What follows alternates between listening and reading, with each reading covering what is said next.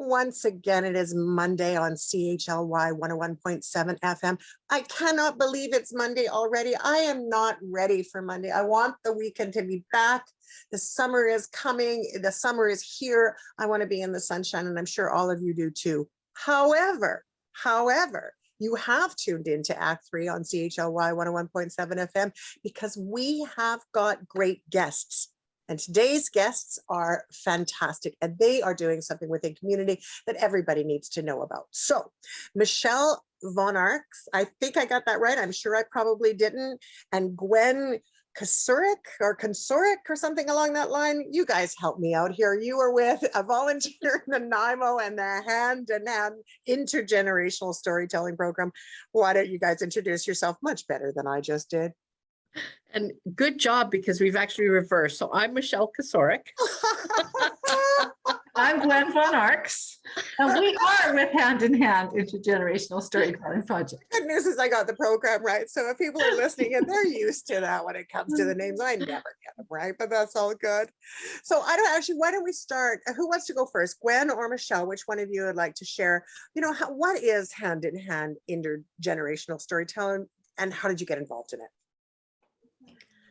I'll take that one. And intergenerational storytelling was a project that Volunteer in Nanaimo came up with, and New Horizons funded that program. Mm-hmm. The premise behind it was that with COVID closing everything down, there was a general need to connect with seniors who maybe were isolated. Yeah. And so the premise behind it is to partner some volunteers with seniors, and through storytelling, then bring that visiting and the partnerships together. And the result is a written transcript, really, of those conversations, creating a story, the storytelling part of things. And that was the premise behind it. How I became involved was I heard about the project through Gwen. Gwen and I are friends.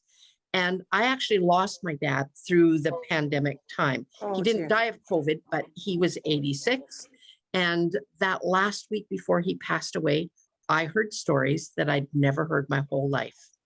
And so when I heard about this project, I thought, what a great opportunity it is for people to visit and chat and talk and hear those stories, without having some kind of timeline on it.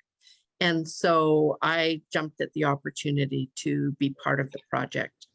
So I'll turn it to Gwen, your thoughts. Please. Okay, so when I heard about the project through Volunteer in Nanaimo, I just loved the idea of people sharing their stories and the knowledge that the volunteers could get from the stories, because it's a win-win situation for both. If there's so much wisdom in life lived. And people who have lived a long time or, who are seniors could share their stories, and you never know when they could say something that could change another person's life. So it's a win-win for both people. Also, I did write my mom's story before my mom passed away, and I really enjoyed that. But now I have this humongous box she has notes in it, notes of all kinds. And I wish I could ask her about all those notes, what all those notes mean and the stories behind them. And so I think it's really important when people are alive to get all the stories and to find out things. Well, and I think that people don't really understand just the impact that our family has on us when we're seeing them every day, right? There's never the thought that something will ever happen to them. We know inevitably, instinctively, we know that family members pass on, but we don't necessarily realize how much we're going to miss some of the simple things that we take for granted, right, in our families because they're always around us, right?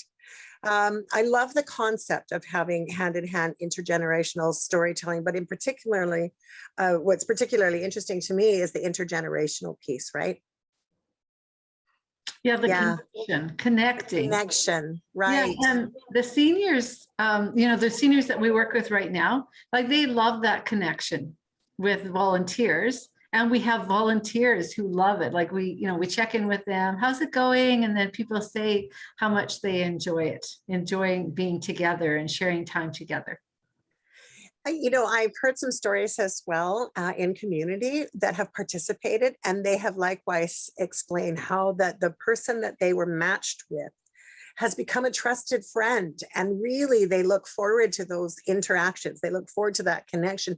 And in some cases, those people will remain with them long after the project is complete and over with. Yes. Yeah, absolutely. Yeah. I'm curious because I have both of you with us. One of you I know is looking after the volunteer component and the other is looking after the matching of the senior component. Is that right? Is that how it works? Michelle, how would you like to share with us a little bit about the process that you go through and putting this all together? Great. And I partner with the seniors end of things. So I am looking for people all the time, whether it's through service groups or just person-to-person referrals. We have a little registration form that we go through, which collects name, phone number. How do the people want to be contacted? You know, whether it's by phone, by email, or FaceTime Messenger. We have all sorts of avenues at our disposal. We have iPads that volunteers can use. We can partner that way. We have USB sticks, so we can record voices as well, which is incredible. I think that's one of the great areas that we have that opportunity to do. And so with seniors, we can do presentations. I can partner on the phone and do that first initial. And one of the main questions we ask is, you know, what are your interests? So that we can partner volunteers with them so they have something in common right from the get-go. And that okay. Yeah, unfortunately, we get a little technical difficulties every now and then with this new Zoom platform that they've just done some shifting and every now and then it cuts us off. So if you have just tuned in and there was a little bit of a gap there, just so you know, you're still listening to Act 3 on CHLY 101.7 FM, and we are talking with Volunteer Nanaimo, hand in hand in intergenerational storytelling. And Michelle was just in the middle of telling us a little bit more about how we do the matching, how things come together. So my apologies for the technical. The thing about doing it over Zoom, there are going to be glitches here or there for sure. Yeah, but you gotta love Zoom because it also gives us the opportunity to be wherever we are and still connect. And Absolutely. that's the same with our seniors and our intergenerational storytelling. Ironically, this is actually a good segue for that part of it. I mean, when so many people were isolated during COVID, Zoom, I'm sure, played a really important role in helping to connect seniors with volunteers, right?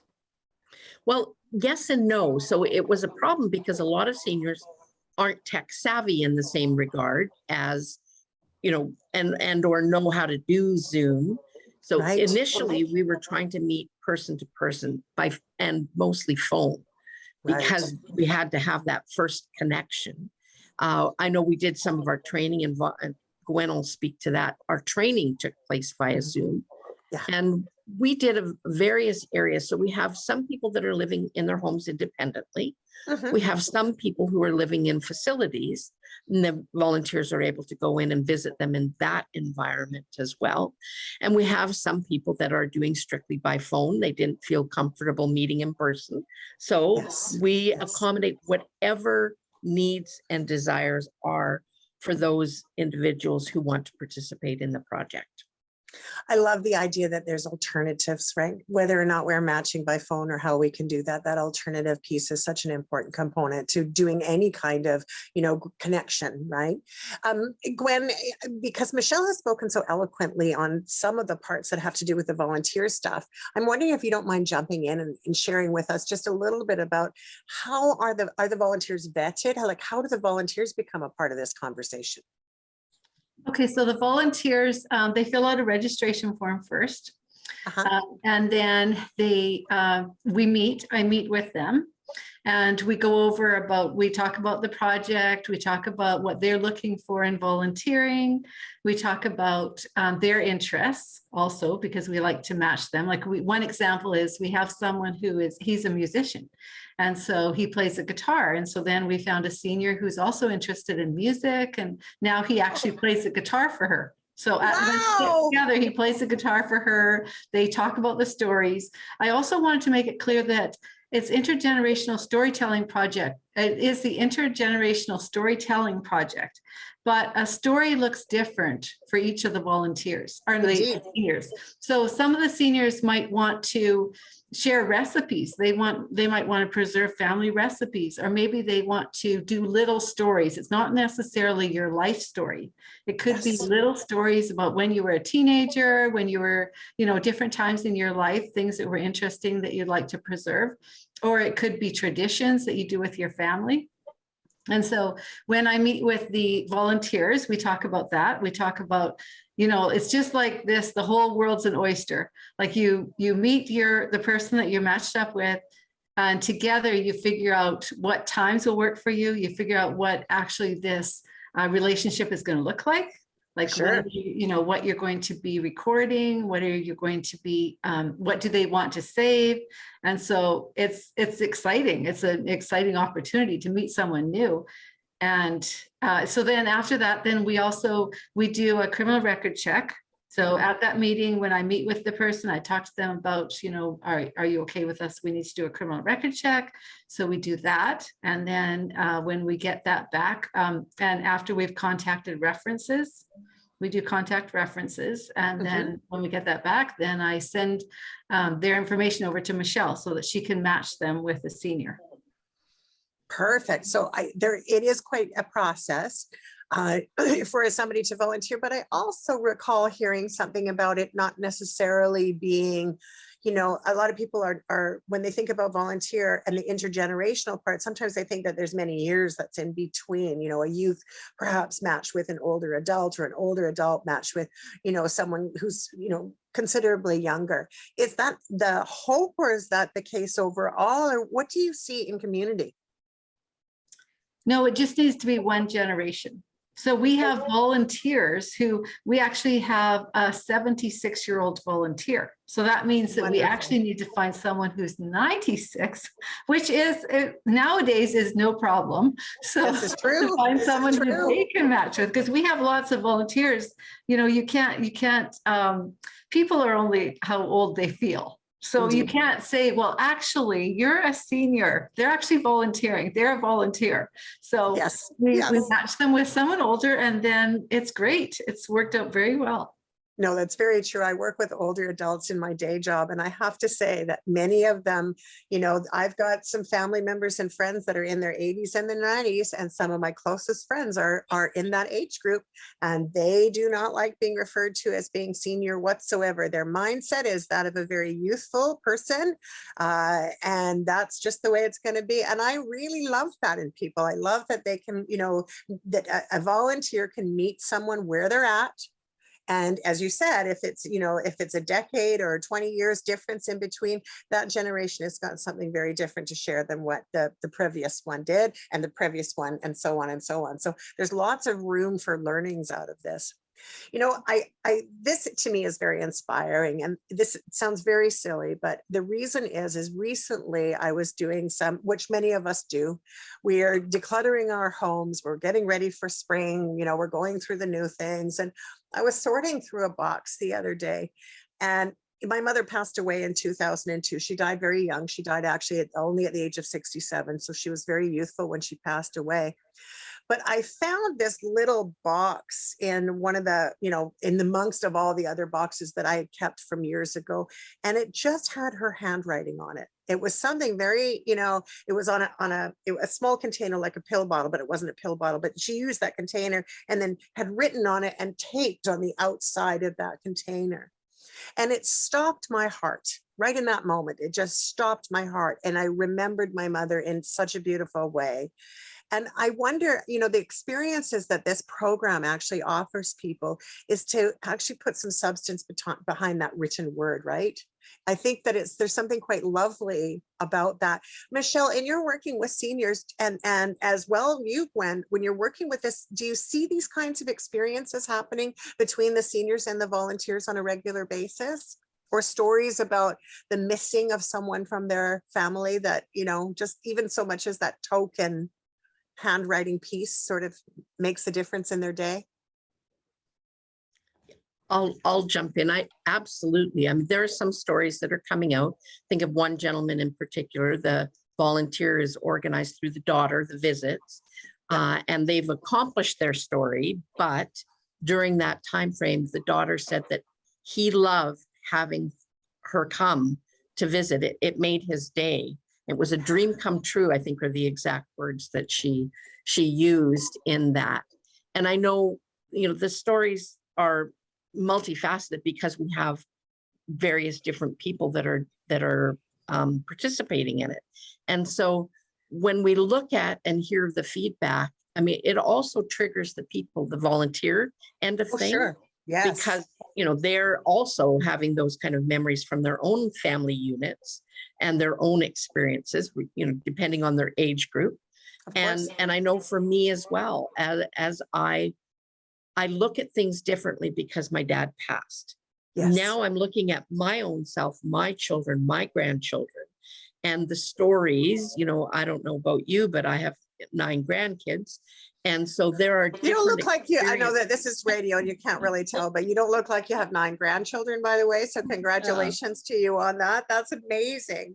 Yeah. And so from that perspective, there are things now that I think of that come to my mind of what are some of those experiences, the holidays we've been on, or, yes. The meals around the table and the little sayings that maybe my 2 or 4-year-old, those come to my mind, and those need to be recorded down because those memories that I have will be transferred down. And we kind of laughed. My little grandson was fascinated with plugs, and he would go near the plugs and we were like, no. And he actually touched a plug once and got a shock. Oh, and my. There's that story that he would come, and now when I would walk by a plug, he'd go, "Don't do it, Grandma. Don't do it." And so that has stayed with me. I mean, that's the family story that goes along with that.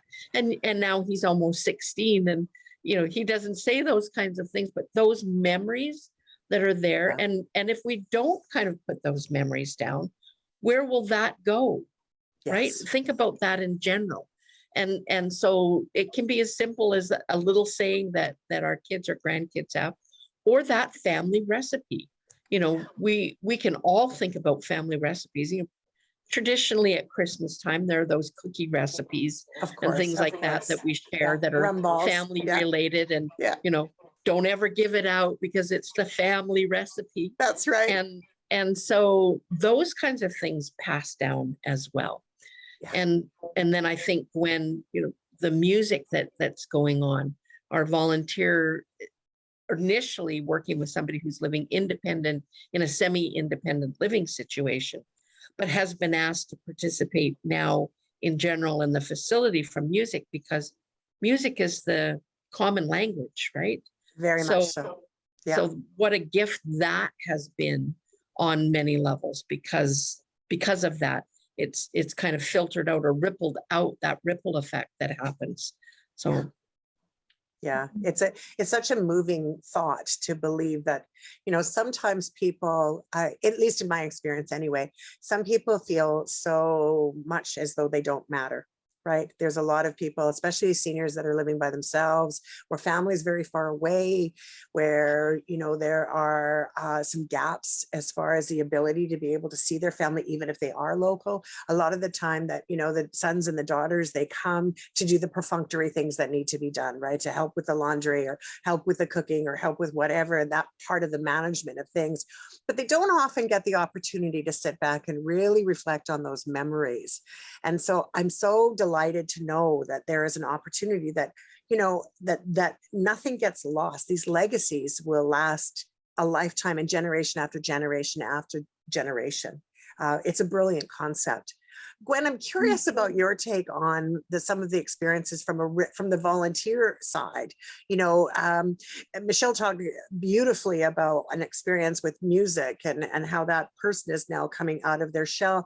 Are you seeing a change in the volunteers and the volunteer capacity as a result of them belonging to this program? Yeah, I think they are gaining a lot of wisdom from it, like the stories that they're hearing from other people, because this project is all about connection. Yes. So that's what it is. It's connecting with someone, and it's learning from them. And so I check in with the volunteers to see how it's going. And then I hear back, that they're loving it, or, what they're doing with their senior that they're visiting with, or what they've learned from them.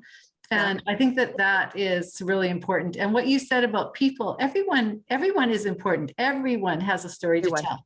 So people might think, oh, I don't really have a story. I don't have any experiences that would, that I should write down. But everybody has those experiences. Everybody has something that they have that's happened in their life, because everybody is so different. Their journeys have taken all different, they've gone different ways. And what you might think, oh, this is just a mundane life, I haven't done anything very exciting. But when someone else listens to that story, they think it's exciting, that there's something really cool about it. And your family, it's good to have it written down so that you can share it with your family and your friends. I totally agree with you. And the other piece that sort of sticks out for me is that people, when they think about leaving a legacy behind, right, or sharing the story, you pointed out in the beginning, it's not the whole biography of a person's story, although that would be obviously interesting too, but it is those, the small little things, the snippets of our life, the experiences that we've had in our life that we can share with our children, our grandchildren, our children's children. And you're right, every single person matters, and every single person has one of those stories to tell. Have you found one that stuck out with you that a volunteer has come out and shared with you, Gwen? Has there been one that a volunteer, I mean, I'm sure that there have been many, but just, and of course I'm going to pull you guys to try and pull some more of these stories out there, just so people can really get a understanding of, the simplicity of what these stories might look like and the complexity at the same time. Have any of them stood out for you in particular? Let's see. We did have one that was, when I heard the story, I was really impressed with everything that person had done in their life. Like, yes. It was like they had won an award. They had it's a Canadian award that they had won. And I thought, wow, that's incredible. Like, why have we never heard about that before? And I was thinking about all the people that are here in Nanaimo. We have a lot of people in Nanaimo, and we don't know all their stories. And we just never know what our next door neighbor, what their story could be like, what they've done in their life, and what we could learn from them. We just don't know. It's an opportunity. It's so true. It's so true. I mean, I just remember meeting somebody not that long ago who, it was a complete jaw drop. Like you mentioned, you used the word award, which sort of triggered me, and this person had been given, the Canada's highest honor and was awarded for something that they had done in the way of volunteerism and philanthropy and being good to community. And, humble, oh my goodness, they were so reserved and quiet about it. It was like and I happened to just sort of spot it when I was with them and went, what's that? Like, what's that? Like, that's pretty cool. It's interesting to me how people can be so beautifully humble, and the stories that they have going on are quite wonderful. Do you find that, I'm going to go back to Michelle here for a second, because you're working more direct with the senior, and I'm sure it's this way too, Gwen, for the volunteer, but is there a little bit of fear that's associated with somebody coming and talking to them? Like, do you find that the seniors have some reservations about maybe kind of going along with this? What's happening in community as we look at it that way from their perspective? Yeah, I think in general, it doesn't matter what age you are, there is always that little bit of hesitation on meeting a stranger. Sure. And so there is that aspect of it. So word of mouth and liaison that way, incredible. That's the best way for us to get information back and forth. But we do have those who just come in straight off and heard about the project, think it's a great idea, and they're involved. And so I think the fact is that we try and partner them up. And really, Gwen and I are go-betweens between yes. both aspects of it, indeed. Right? Yeah. So there is that little bit of an element of us having that ability to connect. So it isn't just one thing, just coming in and going sight unseen and partnering and picking a hat, a name out of the hat. And so that makes a big difference in being able to partner. Now, that being said, how do we find the seniors, and how do we get them to participate, and how do we partner them up? Being able to differentiate their interests and their thoughts, and them knowing and putting them at ease to say, yeah, we're going to try and partner you with someone so that you can already start a conversation. Yes. That's yes. big. That's a big Huge. Element that kind of relay, or, tampons down that anxiety that might be there. The fact that we have vetted, that was the word you used earlier, Mhm. We vetted our volunteers already, so there's a safety zone there. Yeah. They're not strict strangers. They're part of a project that we're doing. And I think addressing it that way too is that you're part of something that's quite incredible. It's new, it's innovative, and yet it serves a great purpose in everybody's life.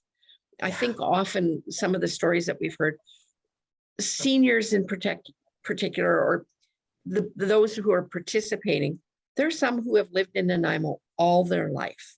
Yes. They have some incredible historical stories to share and are sharing. And that, when I'm thinking of the one partnership in particular, and his comment, the volunteers' comment back was the wealth of knowledge this person had about the city of Nanaimo.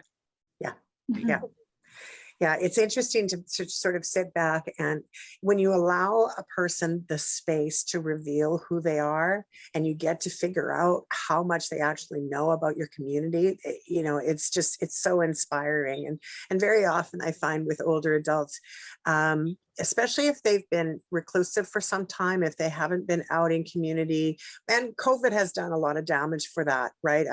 We had an isolation factor before. We know that isolation was already an issue for many seniors anyway, or for many older adults anyway. And so just knowing that there's somebody out there that actually cares about them and cares about their story, I'm sure that gives a real sense of trust too, as to sort of bridge that gap and help people to share their stories with ease a little bit more frequently too. Gwen, from a volunteer's perspective, when you're matching, do you ever find that there is a challenge in that matching process? And I'm asking about that because I do know that, people are people, right? We have people that are super outgoing and it's really easy for them to be with other people. And then we have those others that as older adults, they were shy when they were younger, they're shy as older adults. And then you have the volunteers that are in that same bracket, right? They may not be all the way out there, and this might be a bit unnerving. Like how do you put that together? It's quite a mapping process. Okay, so first of all, we do have a training first. And so we did do a workshop, and we have it on video so that we can send it to every volunteer so they can go over it. And we also have books that the volunteers can borrow that have all kinds of questions that they could ask to get a conversation going. Because sometimes you don't know how to get a conversation going. Exactly, for sure. Yeah, so there is 2 million questions, maybe not that, maybe not that many. That's a lot of questions. That's a lot, yeah. There's a lot of questions you can start off with. I also wanted to mention that, sometimes the seniors are uncomfortable, and there's no reason why you couldn't meet someone at a coffee shop. You don't have to have the person come to your house. Like if you want to meet them in person, but you don't want them to come to your house, you might want to meet them at the coffee shop first, or meet them at the park somewhere in a public place and talk to them there. And then as you build trust, you can have them come to your house if you choose to. So yeah, I think that's an important distinction too. It's not, do it this way or you don't get to be part of the program. There's some flexibility on how you're able to, as you started, you pointed out so beautifully, it's all about connections, and connections do take some time to develop, for sure. Yeah, I like that safety element. Sorry. And we also have a wide range of volunteers. We have some volunteers who are in high school. Yeah. And so when Michelle sends it to the seniors, we will make sure that they know how old, if it's we won't say like their age if they're a middle-aged person, but like if they're a young person, we will let them know so that they know. And so there's a wide range. So when we do set it up for the seniors and their partner with a youth or with a volunteer, then we need to make sure that everybody is comfortable with the situation. And so we had a young girl, she's a volunteer, and I matched her up with one of my friends, actually, because my friend signed up. And just because I wanted it to be really good for both of them. And she loves it because there's all this life in this young girl. She's in grade 11, actually. And it has worked really well. They really enjoy their time together. And it's just been a really positive experience for both of them. Well, and I've also heard about the international experience too, that some of the older adults have been paired with people that are from, all over the world, including Asia and, other parts of the world as well. And I hear that those are really interesting as well. They seem to be a good fit for not only helping with the second language piece, but also the beauty of the difference in culture. Has that been much of an experience for any of the seniors so far? Yes, we have we have a young man, he's from Vietnam. Oh, And Vietnam. so Okay. he has been partnered with a lady, and they have really enjoyed it together. She was kind of worried at first. The senior was a little bit worried because of the language barrier, but that hasn't been an issue. He goes to VIU. There's no problem with the language issue, and she is really enjoying learning about his country as well as sharing her story. So it's kind of, it's both sides. It's not just one-sided. It's not the volunteer going in and recording everything for the senior. It's more a give and take for both, as they both share their stories. And so it's an experience for both people, the volunteers and the seniors. Yeah, and I can entirely see how that would be a benefit. And I think that volunteers as well, that opportunity to contribute to another person's life, we always learn so much more from other people than we ever learn from being in the experience, right? If that makes any sense. Like, I learn more from all of the guests that we have on Act 3, and it constantly blows my mind how much of a wealth of information that there is out in all communities, not just on, in Nanaimo, but throughout the world. We've got millions and millions of people on the planet, and everyone has got a story to tell. And it's always unique to me to hear the take that other people have. What's been your favorite part of the process so far, Gwen? Would you say has it been the engagement of the volunteers, the scene? Like, what's been your favorite part so far? The engagement of the volunteers. I really love to meet with the volunteers, and every one of them is, they are different. They're coming for different reasons why they want to do this. And they usually tell me the stories about their own families and why they're doing this. Like, I have one who, she wrote her mom's story, and she actually brought the story to show me, because she wrote the story, which was really cool. And then she wanted to do it for other people, because she wanted to have that experience for them, because she realized how important it was to have that story. So that was really neat. And just engaging with them and connecting with them after, and see how happy they are in their experiences, and working with them to make sure that they have everything they need to have a positive experience. I really enjoyed that. So I really enjoyed meeting with them. Yeah, no kidding. And I'm sure, Michelle, you probably are going to echo the same thing regarding the seniors, but I don't want to put any words in your mouth. How about you share what your experience has been at this process? Yeah, I too have several friends who are participating in the project as well, in the program. And almost universally, they also are saying how much they're enjoying the experience, and how it isn't just a storytelling, it's actually friendships are forming. Connections. That's really what this is about. And there are connections, and whether or not they finish the story, will they stay connected? And perhaps they will. And even if they didn't, that connection was started and made. And so it's a win-win all the way around. And I think that's really what this is about. Really, it's connections. And who doesn't need a connection in life?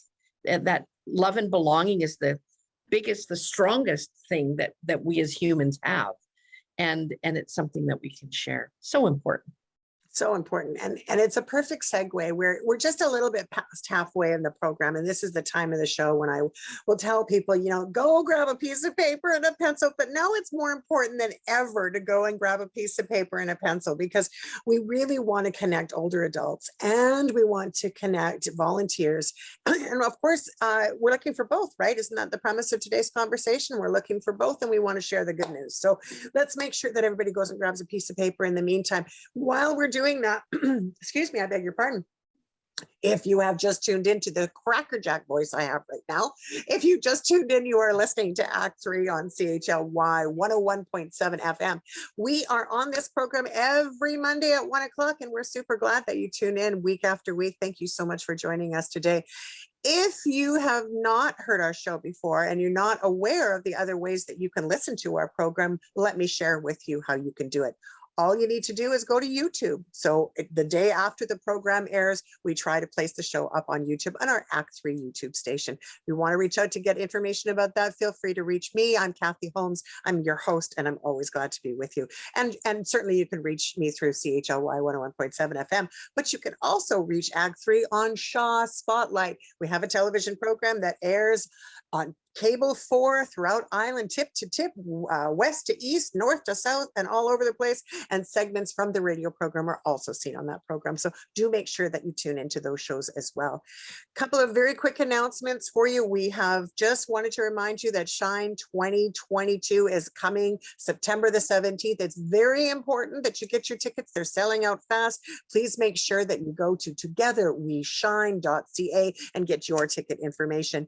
And if you have something that you'd like to share on air with us, please feel free to reach out to me. Again, I'm Kathy Holmes. I'm the host of this program, and you can find me at act3mediaproductions@gmail.com. I'm happy to take your information at any time. Meanwhile, we're going to come back to the show because I have two outstanding guests. Michelle and Gwen are with us from Volunteer Nanaimo. They are the spearhead wonderful hosts and fantastic builders of a project called Hand in Hand, Intergenerational Storytelling with Volunteer Nanaimo. So welcome back to the program, and thanks again for being with us today, you guys. All right, so people are getting their pen and paper. In a few minutes, we're going to tell them how to reach you for sure. But in the meantime, you know, when I think about some of the stories that volunteers and older adults have, I know we kind of touched on it a little bit earlier in the hour, but, you know, are there some parameters around who can be a volunteer or who can be a senior? Like, is there an age, that a minimum age requirement? Is there is there anything that people who are interested in both participating or perhaps volunteering for the program need to know? Well, from the seniors or the older individuals, we don't really have a parameter. Okay. We have 101-year-olds is the oldest, and we have, you know, 62, 65. So again, it's the partnership that if you're interested in doing it, we were more than happy to talk to you and work through that and partner you up with a volunteer. Gwen, from your perspective? Okay, so we do have, because we do a vulnerable criminal record check, we do have, so that is 19 and up. But if we have youth who volunteer who would like to do it, who are younger, we just get a reference letter for them. And then we are very careful who we partner them up with the senior. And so, but that's what basically, so, and as I said before, we have volunteers that are actually 76. Who are doing the volunteer part, who are writing down someone else's memoirs. So that's really cool. So it's wide open. So we can take people who are in high school. We do need to get a reference letter, and we do need to, and then the rest of them, we do need to get a vulnerable criminal record check. Fantastic. And is there a timeline, like about from the time that a person volunteers? You did mention that there was a bit of a training video and there's some training that needs to be done. How long does it take to actually match it up? Is it a difficult process to match people, or, you know, is it usually within a few days? Like how does that all work? Not difficult. Sorry, Gwen, I'll jump in for not difficult. The challenge has been, and we go through, you know, the waves, ebbs and waves of that, where we have more volunteers than we have older individuals, or we have more older individuals and fewer volunteers. Everybody's matched up. Now, I would say from my perspective is I'm the one that's lacking. So please, please, please sign up. We would love to partner you with some volunteers. We do have some individuals who are ready to be matched up from the volunteer, and we're awaiting some senior registration. So more than happy. Please, please, beg. Yeah, please. no, I hear you exactly. Yeah. Like we want to, which is why we're reaching out. Yeah, we're reaching out this way, a different avenue. You know, with COVID, we were really limited in how and where and when we could advertise or get in facilities and individuals. we're looking probably more so for individuals who are living semi-independently, because that the parameters for visiting and talking and chatting are very different than if somebody is in a facility. So it's a little bit more limiting time-wise of when we can visit and partner, and do we do it in groups or individuals? So from that perspective.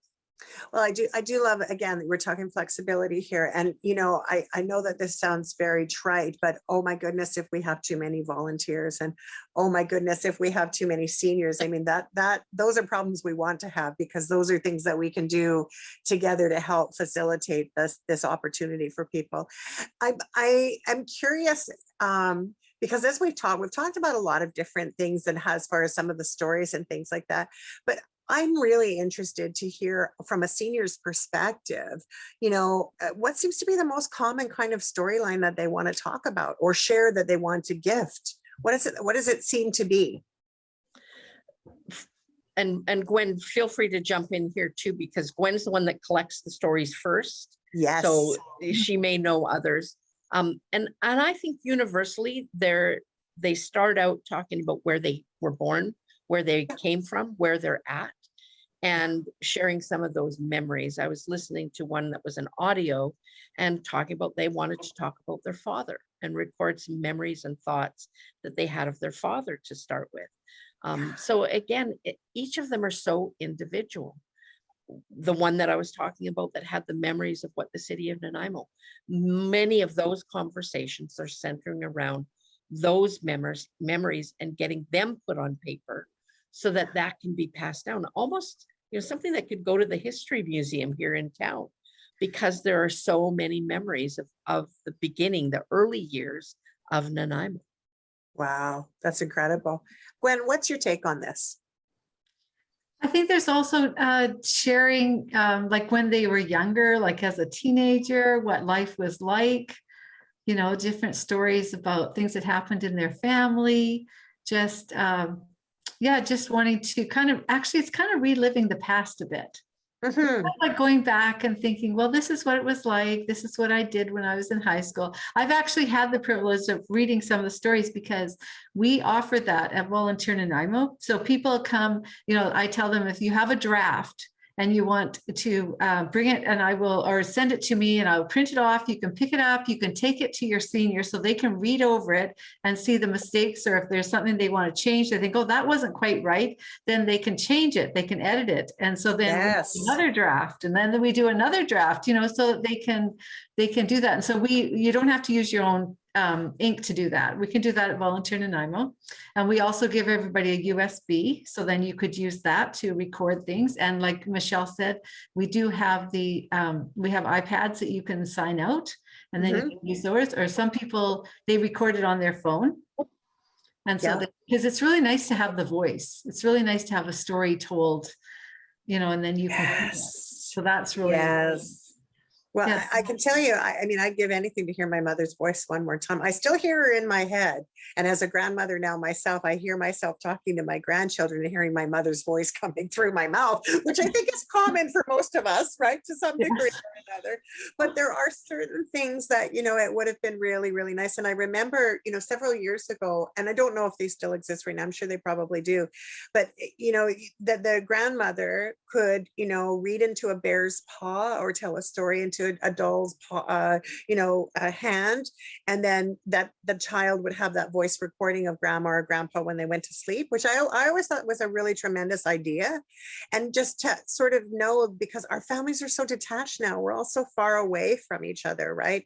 And many people are moving because life experiences being what they are, you know, it's hard for people to connect now, because we know everything costs so much, or there's health restrictions, and so older adults can't get on the plane as frequently as they used to, or like there's any number of reasons why that connection cannot happen the way it used to.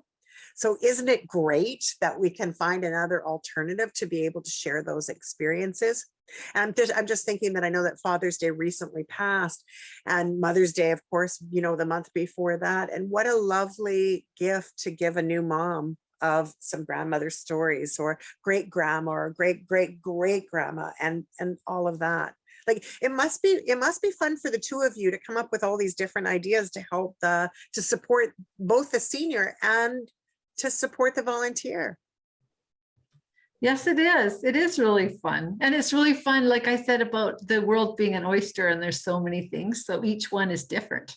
So each Yeah. volunteer has, they have different things to bring to the table. So just because we have one volunteer that's musical and plays his guitar doesn't mean that someone else doesn't, you don't have to have a guitar. You don't have to be a musician to bring No. something to it. There's there's the talents of being a really good listener. There's all different kinds of talents that people have that they bring them to the table, and the desire to help someone else, to connect with someone else, to make their life a bit better.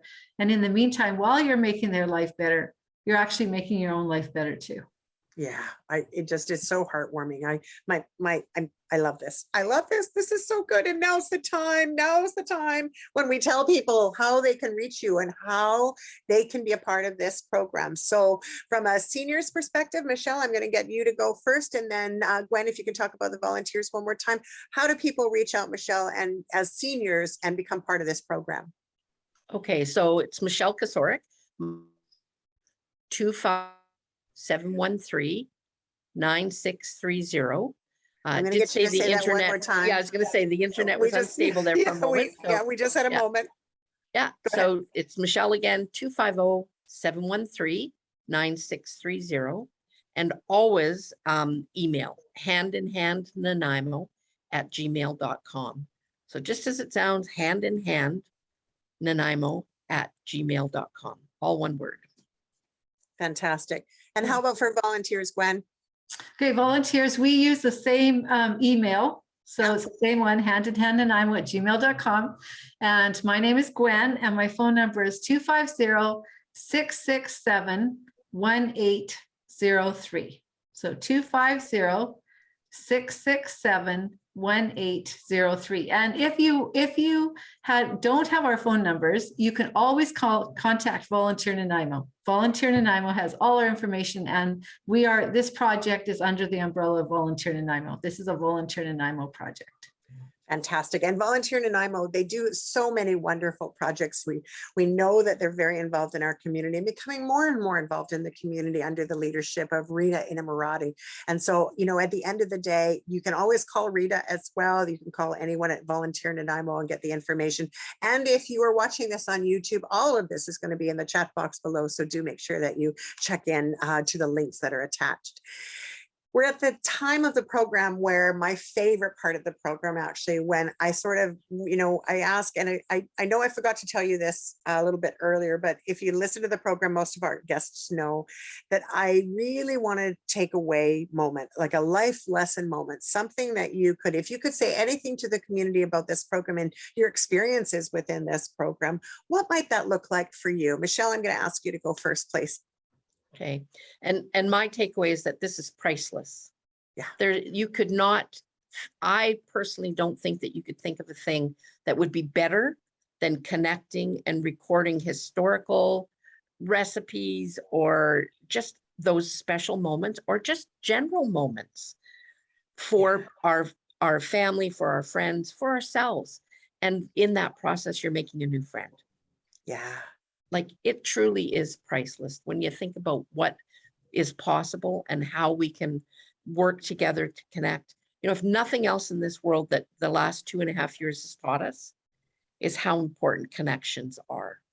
Yeah. And this is another avenue to do that and encourage everybody to pass the word along.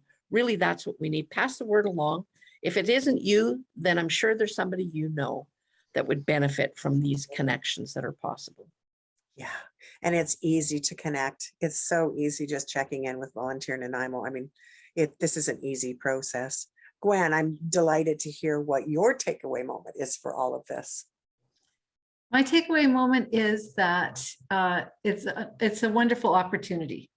Yeah. It's an opportunity that is here, and life is all about opportunities. You just have to take the opportunities when they come, because you don't want to let them pass you by, because life is what you make it. And so this is a wonderful opportunity to reach out and to connect and to share.